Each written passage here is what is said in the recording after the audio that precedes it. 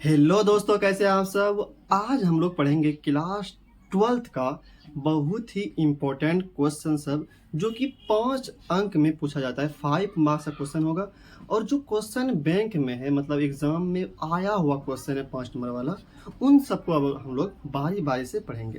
तो ये आज हम लोग एक क्वेश्चन पढ़ेंगे, इसके बाद हर एक वीडियो में एक 5 अंक वाला क्वेश्चन बनाते जाएंगे। ठीक है, तो चलिए शुरुआत करते हैं।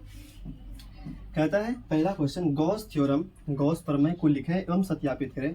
बहुत बार पूछा गया है, ये 5 अंक में 5 मार्क्स का क्वेश्चन है और 12th एग्जाम में IAC में बहुत बार इसको पूछा गया है, बहुत ही इंपॉर्टेंट है। ठीक है, तो कहता है गॉस प्रमेय को पहले लिखिए, गॉस थ्योरम को लिखिए, उसके बाद इसको प्रूफ भी कीजिए, ये कह रहा है क्वेश्चन। तो यहाँ पे हम परिभाषा लिख दिए हैं, इंग्लिश में भी लिख दिए हैं और हिंदी में भी लिख दिए हैं।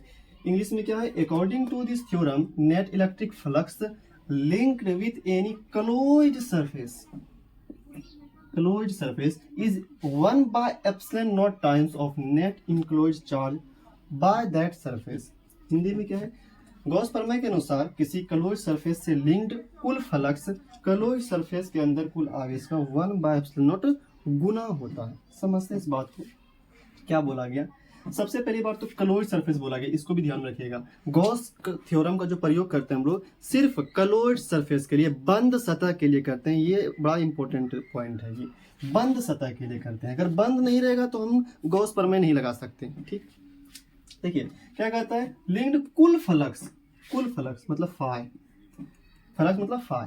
कहता है कि जो कुल फ्लक्स होगा, फाइनेट जो होगा, वो कहता है क्लोज्ड सरफेस के अंदर जो कुल आवेश होगा, कुल आवेश मतलब क्या, मतलब क्यू मतलब वो आवेश, कुल मतलब सिग्मा लगा देते हैं, मतलब आवेश का जोड़ कहने का मतलब। अगर 2 आवेश है तो Q1 प्लस Q2 कर देंगे, बात समझे।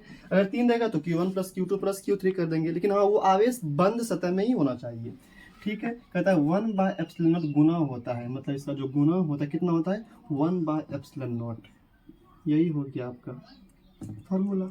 या तो आप इसको ऐसे भी लिख सकते हैं, ऊपर में क्या है, आवेश है ना, क्यू, ठीक है, नीचे में क्या, epsilon not, Q by epsilon not, ये भी बोल सकते हैं आप। लेकिन हाँ, जो आवेश होगा वो कहाँ का होगा, अंदर वाला आवेश, बंद सतह के अंदर वाला आवेश होगा, तो आप ये भी लिख दीजिए। नहीं तो आप सिर्फ डायरेक्ट ये भी लिख सकते हैं, क्यू बाय एप्सिलॉन नॉट। तो आपसे पूछा जाए, बताइए फाई बराबर क्या होता है, क्यू बाय एप्सिलॉन नॉट। क्या होता है, क्यू बाय एप्सिलॉन नॉट होता है। क्या होता है, क्यू बाय एप्सिलॉन नॉट होता है। ठीक है भाई, ये हुआ फॉर्मूला आपका। चाहे आप ऐसे लिखिए या तो ये भी लिख दीजिएगा, कोई दिक्कत नहीं, एक ही चीज़ है ये। फाई बराबर अंदर नहीं लिखे है तो भी समझ जाएगा कि एग्जामिनर अंदर वाला ही बात कर रहा है। ठीक है, तो फाई फॉर्मूला क्या निकला, क्यू बाय एप्सिलॉन नॉट। और यहाँ से ना एक 2024 के ऑब्जेक्टिव क्वेश्चन में एक सवाल था यहाँ से, इसी फॉर्मूला पे। अगर आप 2024 से अगर आप क्वेश्चन देखें तो उसमें क्वेश्चन था ऑब्जेक्टिव में कि अगर आवेश इकाई लिया जाए, आवेश क्या हो, 1 लिया जाए, जैसे आवेश का मान अगर 1 रखें हम, तब बताइए क्या होगा कुल फ्लक्स। तो कुल फ्लक्स क्या होगा, 1/एप्सिलॉन हो जाएगा, इसके ऊपर तो देखिए क्या हो जाएगा, एप्सिलॉन नॉट पर पावर क्या हो जाएगा, -1। क्या हो जाएगा, -1। ये ऑब्जेक्टिव में सवाल था कि क्यू का मान अगर 1 लिया जाए तो फ्लक्स का मान क्या होगा, बताइए। तो ऑप्शन में ये था एप्सिलॉन नॉट पर पावर -1। तो यहाँ से ऑब्जेक्टिव भी क्वेश्चन पूछ सकता है आपसे। ठीक है, ये हो गया। तो याद रहा क्या होता है, फाई बराबर क्या होता है गॉस के अनुसार, क्यू बाय एप्सिलॉन नॉट। क्या होता है, Q by epsilon not, Q by epsilon not होता है। ठीक है भाई, समझ गए। थोड़ा एग्जाम्पल देते हैं, ये तो आपको गॉस प्रमेय है तो ये लिख देंगे, लेकिन आपको हम एग्जाम्पल भी देते हैं तो समझाने के लिए कि कब लगाना है आपको गॉस प्रमेय। जैसे एग्जाम्पल लिख देते हैं यहाँ पे, जैसे कोई एक बंद सतह है, ठीक है, यहाँ पे आवेश ले लेते हैं Q1, यहाँ पे Q2, यहाँ पे Q3, यहाँ पे Q4 और यहाँ पे Q5 है। ठीक है भाई, बताने कि कुल फ्लक्स क्या होगा। तो अकॉर्डिंग टू गॉस थ्योरम, बताइए, हम जानते हैं गॉस के थ्योरम के अनुसार हम क्या करते हैं, जानते हैं according to Gauss theorem, Gauss प्रमेय के अनुसार हम जानते हैं, क्या जानते हैं कि जो फाई होता है वो क्या होता है, कुल आवेश बटे क्या होता है, एप्सिलॉन नॉट, एप्सिलॉन नॉट। तो यहाँ पे कुल आवेश कितना होगा, लेकिन आवेश जो होना चाहिए वो अंदर का आवेश होना चाहिए, बंद सतह के अंदर का। तो बताइए बंद में कौन कौन है, Q1 है, Q2 है, Q5 है। Q1 plus Q2 plus Q5। बताइए ये Q3 Q4 क्या बंद सतह के अंदर है क्या? नहीं ना, तो उसको आपको नहीं लेना है। जो बंद में रहेगा उसी को लेना है। तो ये बंद में नहीं था, ये बाहर में था, इसको हम नहीं लेंगे भाई। ठीक, बट एप्सिलॉन नॉट, एप्सिलॉन यही हो गया आंसर, कुल फ्लक्स निकल गया। ठीक है, तो एग्जाम्पल लिखना चाहते हैं तो लिख सकते हैं एग्जाम में, नहीं तो कोई बात नहीं। आपको सिर्फ पूछा कि परिभाषा लिखें, गॉस थ्योरम को लिखें, ये तो गॉस थ्योरम था, इसको बस सूत्र लिख देना था एक। तो उसके बाद हम लोग क्या करेंगे, प्रूफ पे आएंगे। लेकिन प्रूफ तो डायरेक्ट कर देंगे तो आपको थोड़ा समझने में दिक्कत भी हो सकता है। तो हम क्या करेंगे, उसमें एक दो पॉइंट यूज होगा, उसको हम बता देते हैं आपको। ठीक है, देखिए ये रफ में समझ लीजिए कि हम आपको रफ बता रहे हैं कि आपको जो यूज होगा वो बता रहे हैं, क्योंकि सिर्फ लिख देंगे तो उससे कोई फायदा होने वाला है नहीं। थोड़ा समझ लीजिए कि उसमें जो पॉइंट यूज होगा ना वो हम बता रहे हैं। वैसे एग्जांपल में ये नहीं लिखना है, ये एग्जाम में ये एग्जांपल नहीं लिखना है। क्यों लिखेगा एग्जांपल? अगर हाँ टाइम मिला तो लिख सकते हैं, लेकिन मत लिखिए ये डायरेक्ट ये परिभाषा, उसके बाद ये फॉर्मूला लिख दीजिएगा, उसके बाद हम प्रूफ करेंगे। लेकिन आपको प्रूफ समझने से पहले एक दो बात जान लीजिए, ताकि आपको प्रूफ समझने में क्या होगा, आसानी होगा। जैसे फ्लक्स के बारे में परिभाषा, अगर फ्लक्स का जानते हैं आप, तो फ्लक्स का परिभाषा पढ़ाए थे कि क्या होता है, फाई बराबर होता है ई ए कॉस थीटा। क्या होता है? ई ए कॉस थीटा होता है। ठीक है भाई, और 11th में आप पढ़े हैं कि ए डॉट बी का फॉर्मूला क्या होता है, ए डॉट बी बराबर क्या होता है, ए बी कॉस थीटा। क्या होता है? A B cos theta. तो ए बी कॉस थीटा मतलब ए डॉट बी, तो यहाँ पे ई ए कॉस थीटा है, तो आप क्या बोल सकते हैं इसको, फाई को? तो हम लोग फाई को क्या बोल सकते हैं, ई डॉट ए। क्या बोल सकते हैं? E dot A. A B cos theta मतलब ए डॉट बी, तो ई ए कॉस थीटा मतलब क्या, ई डॉट ए। ठीक, ये हो गया फाइनल। क्या बोल सकते हैं आप, ई डॉट ए। लेकिन अगर आपको स्मॉल एरिया के लिए बोला जाए कि बताइए हमको स्मॉल एरिया के लिए क्या होगा, स्मॉल एरिया, अगर एरिया बहुत स्मॉल हो, एरिया क्षेत्रफल छोटा हो, तो यहाँ पे छोटा छोटा क्षेत्रफल लगाना होगा। तो यहाँ पे डिफ्रेंशिएट कर दीजिए। क्या कर दीजिए आप, डी लगा दीजिए। डी मतलब डिफ्रेंशिएट। जहाँ पे डिफ्रेंशिएट लगा दिए वो क्या हो जाएगा, बहुत छोटा हो जाएगा। क्या हो जाएगा, छोटा हो जाएगा। अब ये एरिया है, बड़ा एरिया है, बड़ा क्षेत्रफल है, जैसे इसमें डी लगा देंगे, डिफ्रेंशिएट कर देंगे, ये छोटा हो जाएगा। तो हम लोग क्या करेंगे, छोटा क्षेत्रफल लगा देंगे, क्योंकि हमको स्मॉल एरिया बोला गया है। स्मॉल एरिया इंटू क्या, इंटू डॉट है ये ई। अच्छा बताइए, क्षेत्रफल छोटा लिए हैं तो समानुपाती है ये, तो फाई भी क्या होगा, पर छोटा होगा, ये डी फाई। तो ये वाला फॉर्मूला का भी यूज करेंगे हम लोग, इसको ध्यान में रखिएगा। ठीक है, क्या होता है, डी फाई बराबर E dot D A, E dot D A. अच्छा अब बोला जाए एक और यूज करेंगे हम लोग, यहाँ पे हम लिखते हैं, रुकिए देखिए यहाँ पे लिख रहे हैं, एग्जाम्पल तो समझा दिया आपको। तो यहाँ पे हम लिख रहे हैं एक यूज होगा इस फॉर्मूला का, जैसे ये वाला यूज होगा, ठीक है, और एक यूज होगा और दिखाते हैं। जैसे अगर आपको बोला गया, ये तो स्मॉल एरिया हो गया, फिर आपको बोला गया टोटल एरिया के लिए कुल फ्लक्स निकालना हो आपको, टोटल फ्लक्स, टोटल, ये तो डिफरेंशियल छोटा फ्लक्स निकला, लेकिन कुल फ्लक्स से बात किया जाए, कुल फ्लक्स, अगर कुल फ्लक्स का बात किया जाए तब हम लोग क्या करेंगे, इंटीग्रेशन कर देंगे, क्योंकि इंटीग्रेशन का मतलब समेशन भी होता है, जोड़ भी होता है। तो अगर कुल निकालना हो तो आप क्या कर दीजिए, इंटीग्रेशन कर दीजिए, इंटीग्रेट कर दिए दोनों तरफ इंटीग्रेशन कर दीजिए, तो क्या हो जाएगा, डी फाई। क्या हो जाएगा, डी फाई। इंटीग्रेशन का सिंबल है ये, इंटीग्रेशन कर दिए, इधर भी करना होगा, इधर भी कर देते हैं, क्या, E dot D A, E dot D A. चूंकि आप बंद सतह लिए हैं तो यहाँ पे एक गोल भी दे दीजिए। तो ये दोनों बात, ये वाला बात, ये वाला बात और ये वाला बात आपको याद रखना होगा। ये एग्जाम में नहीं लिखना, आपको एग्जाम में नहीं लिखना, ये हम आपको सिर्फ बताएंगे। ठीक है, कि आपको बताएं कि इसे याद रखिएगा, ध्यान में रखिएगा इस बात को, ताकि आपको सवाल बनाने में, प्रूफ करने में मतलब दिक्कत ना हो। ठीक है, तो आप फ्लक्स परिभाषा जानते हैं, वहाँ से हम ये लिख दिए, इससे हम यहाँ पे आ गए, और इससे फिर कहाँ आ गए, हम लोग यहाँ पे आ गए। ठीक है, इन दो तीन बातों का ध्यान रखिएगा। चलिए हम लोग प्रूफ पे आते हैं। देखिए हम लोग क्या करेंगे, अब प्रूफ करेंगे। ये एक गोला बनाए, क्या बनाए, गोला, ये आर त्रिज्या का गोला है। कितनी त्रिज्या का गोला है ये, आर त्रिज्या का ये गोला है। अब इसके बारे में भाषा थोड़ा सा लिख देते हैं हम लोग, किसमें क्या क्या लिए। माना कि आर त्रिज्या का एक गोला है, माना कि आर त्रिज्या, देखिए आप परिभाषा लिख दीजिएगा, फॉर्मूला लिख दीजिएगा, फिर डायरेक्ट प्रूफ पे आना है। वो जो रब बताए वो मत लिखिएगा, या एग्जाम्पल भी नहीं मत लिखिएगा। तो डायरेक्ट परिभाषा, फॉर्मूला, उसके बाद प्रूफ पे आना है। माना कि क्या है, आर त्रिज्या का एक गोला है, आर त्रिज्या का एक गोला है, मान लीजिए, और यहाँ पे मान लेते हैं कि आवेश रखा हुआ है केंद्र पर, जिसके केंद्र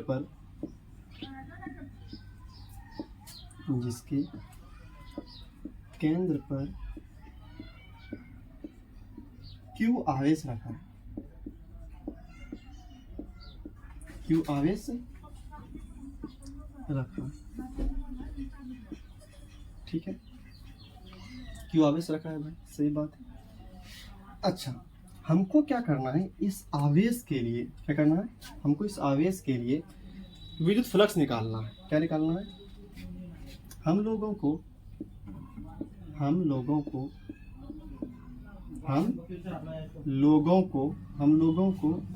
गोले के केंद्र पर रखे आवेश के लिए, हम लोगों को गोले के केंद्र पर स्थित, हम लोग गोले के केंद्र पर स्थित आवेश के लिए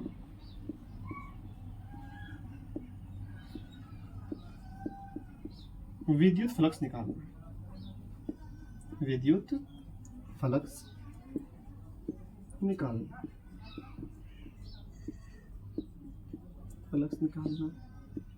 ठीक है। यहाँ तक लिख देंगे भाषा, ये लिखना ही पड़ेगा, थोड़ा सा लिख दीजिएगा, अच्छा भी रहेगा। अब देखिए हम लोग क्या करते हैं, यहाँ पे एक बिंदु मान लेते हैं P, और इस P बिंदु पर एक छोटा सा क्षेत्रफल dA मान लेते हैं। क्या मान लेते हैं, छोटा सा क्षेत्रफल dA, एक बड़ा क्षेत्रफल A, छोटा सा क्षेत्रफल क्या होगा, dA, क्या होगा, dA। ये P बिंदु पर छोटा सा क्षेत्रफल क्या कर लिया हम लोग, मान लिया, ठीक है। अच्छा अब देखिए, अगर ये आवेश है तो इसका क्या होगा, विद्युत क्षेत्र तीव्रता भी होगा भाई, तो यहाँ पे E जाएगा, ये हुआ इसका विद्युत क्षेत्र तीव्रता आवेश के अंदर, ठीक है। अच्छा ये क्षेत्रफल हम लोग लिए हैं, छोटा सा क्षेत्रफल, बड़ा क्षेत्रफल था तब A, छोटा सा क्षेत्रफल लिए तब dA, इसका नाम क्या होगा, dA। क्षेत्रफल है लेकिन छोटा सा क्षेत्रफल लिए हम लोग।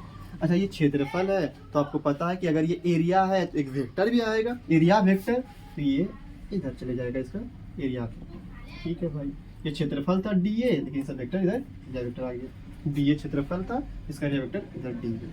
अच्छा आपसे पूछा जाए, बताइए कि E और dA के बीच कोण कितना होगा, तो बोलेगा 0 डिग्री होगा, क्योंकि A भी इसी रेखा पे है और dA भी इसी रेखा पे है, तो कोण कितना होगा, 0 डिग्री होगा। जैसे अगर आपको पूछा जाए, बताइए अगर E इधर रहता और dA इधर रहता, कोण कितना होता, 90 डिग्री होता, लेकिन थोड़ा सा dA को इधर सटाइए, इधर कीजिए, 30 डिग्री होता, नहीं, लेकिन आपकी बात थोड़ा और सटाते हैं, इसको ऐसे कर देते हैं, कितना होता, 10 डिग्री, लेकिन आपकी बार पूरा इसी पिला दीजिए, कितना हो जाएगा, 0 डिग्री। मतलब कौन कितना है इसके बीच का, dA और E के बीच का कौन कितना है, 0 डिग्री है, मतलब थीटा 0 है, समझ लीजिएगा इस बात को यहाँ पे, ठीक है।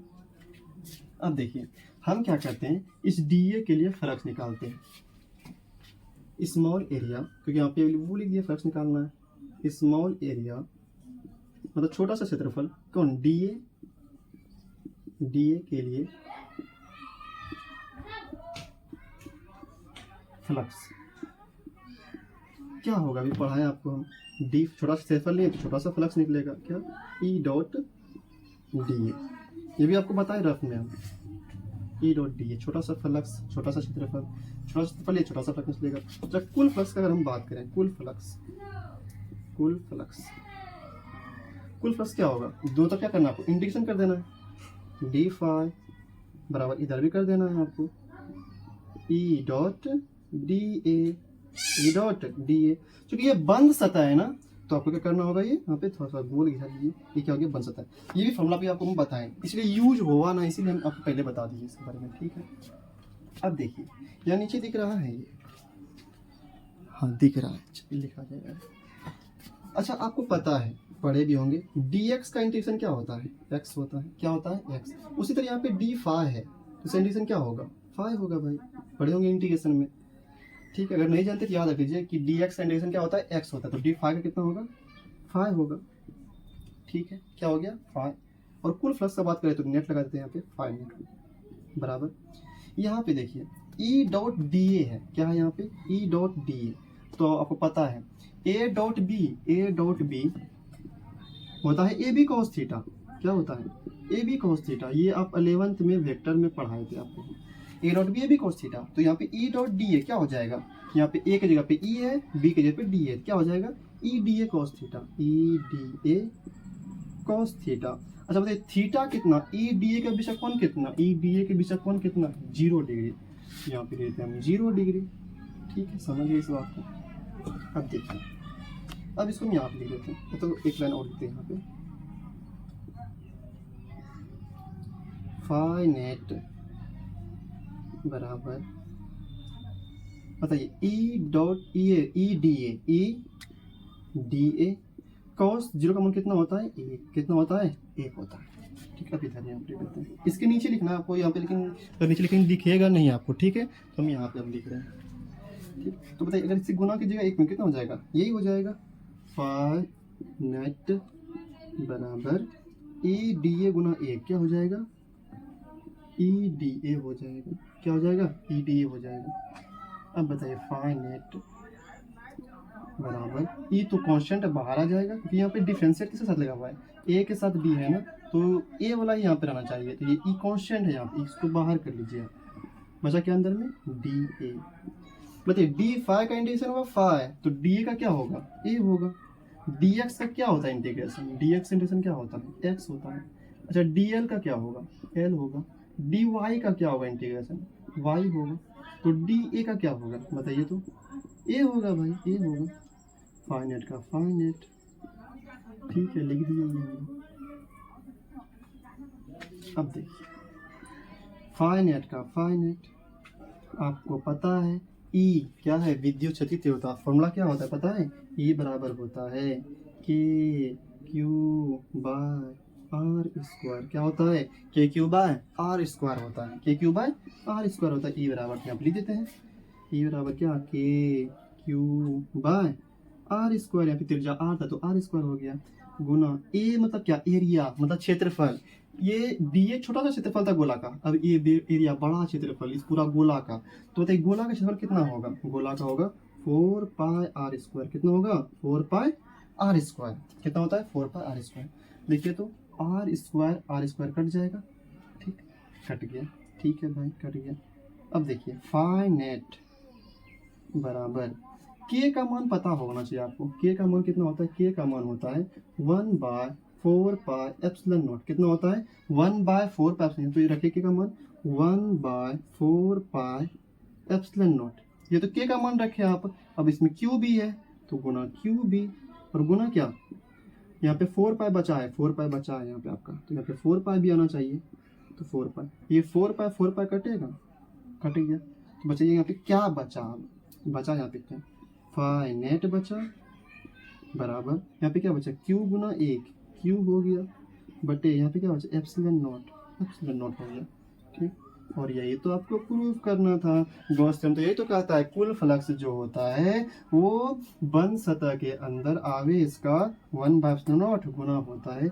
ये आपका क्या हो गया प्रूव्ड हो गया, क्योंकि देखिए नीचे दिख रहा है ये, ठीक है दिख तो रहा है, देखिए इतना सा लिखना, ये लिखना है, फिर यहाँ नीचे इसको ये नीचे लिखेगा, तो ये आपको 5 नंबर दिला देगा। 5 मार्क का क्वेश्चन है ये, 5 नंबर में पूछता है, बहुत ही इंपॉर्टेंट है, बहुत बार पूछा गया है।